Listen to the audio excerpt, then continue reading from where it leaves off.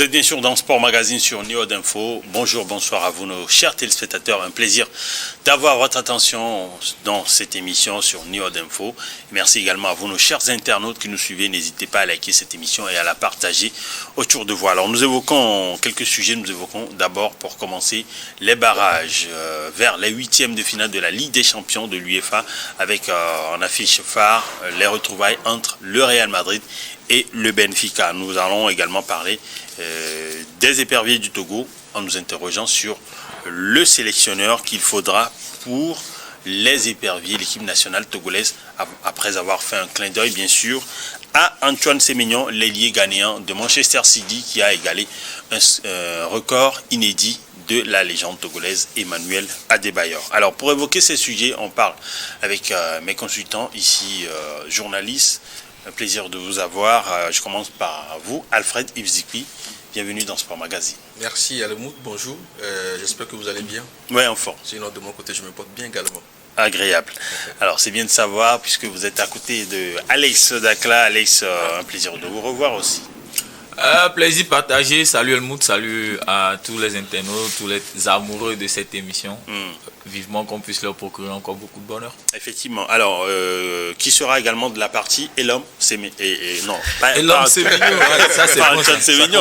Bon, ouais, ça commence bien. Peut-être parce que, voilà, Elom en Nayo, vous allez peut-être faire une prestation à la Antoine Semenyo, qui sait. Ah oui, on espère, on est déjà là, donc voilà, le temps nous le dira. Alors, on va commencer avec la Ligue des Champions, les barrages sont connus, les affiches. On va commencer avec l'affiche phare, c'est-à-dire Benfica, Real Madrid, parce que c'est l'affiche du match aller avant Real Madrid-Benfica qui va se jouer donc au Bernabéu. Tout se joue ce mois-ci. La porte pour se racheter vers les huitièmes de finale. Le Real Madrid est arrivé à ce niveau de la compétition parce que le Real était dans le top 8 avant donc la dernière journée des phases de championnat. Et c'est le Benfica de José Mourinho qui a recalé donc le Real Madrid. Voilà, coup du sort, ils se retrouvent à nouveau, les deux clubs, en barrage. Vous voyez le match comment est l'homme. Non, mais un match qui s'annonce peut-être revanchard du côté des Madrilènes. Vous venez de le dire, qui était dans le top 8 avant bien sûr cette dernière journée, mais qui se font éjecter du top 8 par le Benfica Lisbonne justement qui les avait battus 4-2. Et donc quelque part dans l'esprit, voilà quoi, cette défaite va rester dans quelque part dans les esprits. Ils vont vouloir à tout prix aller chercher en tout cas la revanche, surtout que ce sera un match en tout cas qui va les qualifier pour la suite du tournoi. Et quand on parle du Real Madrid dans Ligue des Champions, voilà quoi, on sait que c'est un peu le truc depuis un certain moment. Voilà quoi, même les pires réels qu'on peut voir ont quand même gagné des titres de Ligue des Champions. Et donc voilà, je pense que toujours avec cet ADN de gagner en Ligue des Champions, on va les pousser. Et en face, on aura également un Benfica avec Mourinho, qui connaît très bien la maison madrilène, qui a réussi son coup la dernière fois, mais c'était du côté du Portugal cette fois-ci. Je pense qu'ils iront d'abord chez le Real avant de recevoir à domicile. Donc je pense que oui. Le match décisif est au Bernabéu. Oui, Benfica va recevoir. Ouais, avant de voyager du côté du Real. Donc je pense que c'est un match qui s'annonce vraiment palpitant entre les deux formations, parce que ça va décider de la suite du tournoi. Et donc voilà, on espère que le Real dans son orgueil et tout ça va sortir le grand jeu, mais voilà quoi, on n'est pas totalement rassuré encore quand on voit encore ce qu'il vient de produire ce week-end et tout ça en championnat. Et donc ça s'annonce quand même un match alléchant. C'est vrai que l'avantage serait pour le Real Madrid, mais bon, voilà quoi, ça reste Benfica de José Mourinho avec Pavlidis et les autres, on verra ce que ça va donner. Alors j'en viens à vous Alex pour cette affiche. Ah, belle affiche, très très belle affiche même, j'ai envie de dire, dans ces barrages là, parce que on est dans un nouveau format de la Ligue des Champions, donc forcément il y a certains qui ont du mal à se situer avec ce format, mais on y est, on s'est un peu habitué la saison dernière. Le Real avait déjà disputé des barrages la saison dernière, je crois que c'était face à Manchester City, et ils ont passé l'étape jusqu'à se faire éliminer par Arsenal, les joueurs du Real Madrid. Donc cette année, ils récidive en quelque sorte en jouant ces barrages-là face à cette formation du Benfica. Et moi, mon avis sur le match, c'est qu'on n'aura pas, il faut pas se leurrer, on n'aura pas la même affiche quoi, comme lors de cette ultime journée de la Ligue des Champions. Alors, quand vous dites ça, vous voulez dire quoi? Ouais, je veux dire que les inspirations, ou du moins les motivations pour ce dernier match-là de la phase de la Ligue étaient différentes. Le Benfica Lisbonne devrait impérativement gagner pour espérer se qualifier pour la suite de la compétition, contrairement au Real, qui en cas de défaite ne quittait que le top 8, donc restait dans la compétition. Donc je me dis que en termes de motivation, ça sera pas pareil quand vous jouez un match à élimination directe par rapport à un match de qualification où vous êtes déjà assuré quand même d'être parmi le top 24. Donc je me dis qu'on aura un Real qui sera un peu plus motivé, on aura des joueurs un peu plus concernés par cette rencontre-là parce qu'il y a une élimination à la clé. Vous avez des joueurs qui, beaucoup en tout cas, la plupart ont déjà une ou deux Ligues des Champions. Et il y a un Mbappé qui a envie d'ajouter ce trophée-là à sa gibecière. Donc forcément en termes de motivation, je pense que le discours ne sera pas le même au niveau de Arbeloa. Et puis d'ici 2 semaines, beaucoup de choses peuvent se passer au niveau du Real Madrid. Alors oui, vous n'étiez pas d'accord avec Alex quand Pas du tout, parce que vous savez, ça va être un match piège pour le Real Madrid. Parce que déjà, après avoir essuyé cette défaite-là, lourde défaite d'ailleurs, 4 buts, sinon 2-4, ça a été un coup de massue reçu par ces Madrilènes. Je me dis, aujourd'hui, au vu de tout ce que cette formation de Benfica a produit, je pense qu'ils sont bien partis, les hommes de José Mourinho, à aller créer la sensation. Parce que certes, l'adversaire en face, c'est le Real. Le Real, comme les autres confrères l'ont dit, c'est une formation qui sait jouer la Ligue des Champions. Mais attention ici, la situation n'est plus la même. Il faut passer le cap des barrages pour accéder à la phase à élimination directe. Et là, je dis, la motivation serait plus du côté du Benfica que du Real de Madrid, parce que les jeunes vont se dire, tiens, on a réussi à créer un exploit. Maintenant, on peut s'appesantir sur ce succès-là et aller... pourquoi pas chercher cette grande formation de Madrid. Oui, certes, aujourd'hui, Real a les joueurs comme Bellingham, a les joueurs comme comment il s'appelle, Mbappé ou encore Vinicius. Mais si vous prenez la charnière défensive de cette formation madrilène, elle est poreuse. Elle n'est plus comment dire, solide comme avant, à l'époque de Pépé et autres. Vous voyez. Donc aujourd'hui, je me dis, le Real a un souci profond. Souci défensif très profond. Donc, face à une formation très homogène de Benfica, qui joue très bien, qui joue en bloc, ils défendent ensemble, ils attaquent ensemble. Ça va être compliqué pour le Real de passer ce cap-là. Je ne dis pas que ça serait impossible, mais ça va être compliqué. Parce que dit-on souvent que l'appétit vient en mangeant. Les jeunes ont de l'appétit. Ils vont vouloir manger maintenant. Alors, c'est vrai que ça fait sourire, mais je pense que Alfred a quelque peu raison. Alors, déjà, ce week-end, vous avez Jude Bellingham qui est blessé pour quasiment 1 mois. Et vous avez, il est le 5e joueur à rejoindre l'infirmerie, parce qu'en défense, là-bas, vous avez quoi? Les Rudiger, je pense, il y a Mendy, Militao qui ne reviendront pas. Le match probablement du Benfica arrive trop tôt pour eux, mais aussi vous avez un duel entre 2 tacticiens. Entre un tacticien légendaire, José Mourinho, et puis ce n'est que Arbeloa. Oui, mais ces blessures dont vous parliez, on est au courant depuis un moment donné, quoi. Arbeloa est, à la base, c'est désormais un centre de l'infirmerie depuis qu'il est arrivé. Et maintenant, il est revenu, il a joué hier. Hein. Oui, mais... Qui ça? Alaba. Mais il est rentré en coup de Militao, ça revient, ça repart. Oui. Rudiger, oui, c'est souci, on ne sait pas quand est-ce que ça va s'arrêter. Mais le problème, même, est-ce que c'est que la défense aujourd'hui? C'est la question. C'est un système défensif, en fait, de toute l'équipe qui n'est pas bon, en fait. Aujourd'hui, il n'y a pas que les défenseurs. Quand vous voyez la dernière fois, vous avez des milieux. Oui, c'est vrai, ils faisaient des replis, mais pour faire quoi en fait? Sans rien faire. Ils sont revenus. Au même moment, vous avez les joueurs, les adversaires qui sont libres dans des appels en profondeur, des porteurs de ballon qui ne sont jamais, qui ne trouvent jamais quelqu'un pour les agresser. Ils sont libres, ils font tout ce qu'ils veulent. Donc aujourd'hui, c'est pas qu'une question de la défense. Non, que des 2 défenseurs, Hussein, d'Asensio, de qui. Non, je pense que c'est un système défensif aujourd'hui du Real même, dans son ensemble aujourd'hui, qui ne fonctionne pas bien. Et donc, c'est dommage pour cette formation aujourd'hui qui va jouer, qui va laisser des espaces partout. Parce que oui, vous avez Kylian, on sait qu'il ne va jamais faire des replis défensifs. Des efforts défensifs. Et Vinicius ne va pas voir Kylian ne pas le faire et lui va le faire. Donc tout ça également aujourd'hui, vous venez de parler de Bellingham. Bellingham, sincèrement, moi, j'ai du mal à me prononcer sur Bellingham au Real. C'est-à-dire que vous pensez que voilà, il ne fait pas une si grande saison et donc son absence ne va pas avoir d'impact.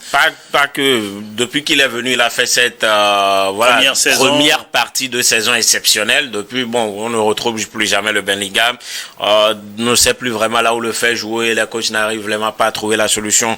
Il fait un bon match aujourd'hui, il va sortir demain marquer un but et puis derrière, il retourne dans ses carapaces. Est-ce qu'on n'oublie pas forcément aussi son rôle? Il n'est pas si lié. Oui, mais est-ce que lui-même il connaît son rôle? C'est la question qu'il faut se poser. Je pense que Karim Benzema, il avait dit cela de façon camouflée. Oui, c'est-à-dire il a envoyé un message récemment aux joueurs, c'est-à-dire que tout le monde connaisse sa place en réalité. Oui, mais est-ce que lui-même il connaît son rôle? Bellingham au Borussia Dortmund, c'est un joueur qui joue un peu plus reculé sur le terrain. Il performait. Il est venu au Real. Il a joué devant, il a marqué des buts, il a pris goût. Aujourd'hui, lui-même, il ne veut plus être dans son rôle, en tout cas, de prédilection. Est-ce qu'au Real, aujourd'hui, c'est un coach qui définit la position d'un joueur? Non, c'est les joueurs même qui font ce qu'ils veulent. Bellingham, vous pensez vraiment que Arbeloa va réussir à cadrer Bellingham sur un terrain? Non, Xabi Alonso ne l'a pas fait. Bon, Carlo Ancelotti ne le lui a pas dit. Pourquoi? Est-ce que vous pensez qu'aujourd'hui, les entraîneurs, ils sont obligés de dire à Jude Bellingham de jouer? Est-ce que ce ne sont pas eux plutôt qui essaient de profiter de cette largesse qu'il a de pouvoir dépanner en attaque aussi? Non, mais parce que Carlo Ancelotti, lui aussi, ne l'a pas recadré. Mais attendez, moi je pense qu'on s'alarme un peu trop sur le problème du Real Madrid. On ne s'alarme pas. Ah ouais?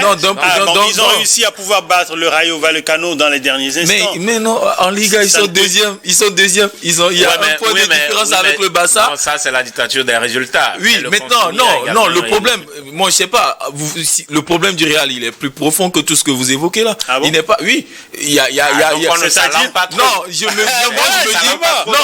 quand je dis on s'alarme, c'est que sportivement on s'alarme. Les résultats ne sont pas encore calamité en réalité. Mais là on s'alarme. Mais le problème du jeu du Real Madrid, ça c'est un autre cas. On est conscient que aujourd'hui Florentino Pérez, en termes de gestion, est en train de bâcler peut-être la fin de son mandat. Parce que vous prenez les récents recrutements qu'il fait, il a recruté plus de 10 que de défenseurs par exemple. Vous prenez Ada Güler, je sais pas, Brahim Diaz, vous prenez Jude Bellingham dont vous évoquiez, vous prenez Ceballos, tout ça c'est le même profil. Derrière, est-ce qu'il a su... mais ils ne sont pas recrutés il y a 2 saisons. Non, mais quand vous pouvez justement... Mais Brahim Diaz, ils sont là depuis quoi? Ça fait 4-5 saisons. 2 saisons, Brahim Diaz. Oui, mais bon, il est allé à l'AC Milan. Oui, mais quand vous avez ce genre de joueur... Oui, mais quand vous avez ce genre de joueur à un même poste, vous n'arrivez pas à avoir une animation de jeu qu'il faut. Donc aujourd'hui, on peut beau tirer sur Xabi Alonso, sur Arbeloa, sur peut-être Ancelotti qui est parti, mais les joueurs qu'ils ont à leur disposition, ils en font quoi les coachs? Je pense que si ces joueurs sont retenus, c'est leur polyvalence. Vous avez Brahim Diaz. Oui, mais non, ok. Est-ce que la polyvalence... Il a même joué comme numéro 9 au Real Madrid. Oui, là. Maintenant, est-ce que quand ces joueurs-là sont sur le terrain, l'animation prend? Aujourd'hui, les supporters de Real, ils se plaignent parce que leur équipe ne produit pas du bon jeu. C'est pas pour autant. Hier même, par exemple, malgré la victoire de 2-1, ils ont été sifflés parce qu'ils produisent pas le jeu qu'il faut pour conquérir les socios au niveau du Santiago Bernabéu. Après, les Asiatiques, le Real n'a jamais été... Voilà, oui, le Real n'a pas... mais le Real a toujours eu un jeu pragmatique où on arrive quand même à lire ce que le Real produit comme jeu. Mais aujourd'hui, on n'a pas ce milieu créatif-là pour permettre aux attaquants de briller. On n'a pas ce leader défensif. On les a quand même. Ada Güler, par exemple, c'est un milieu créatif, mais sauf que voilà... Mastantuono par exemple c'est également un 10. Moi au niveau de la colonne vertébrale du Real Madrid, on a juste le gardien et le buteur.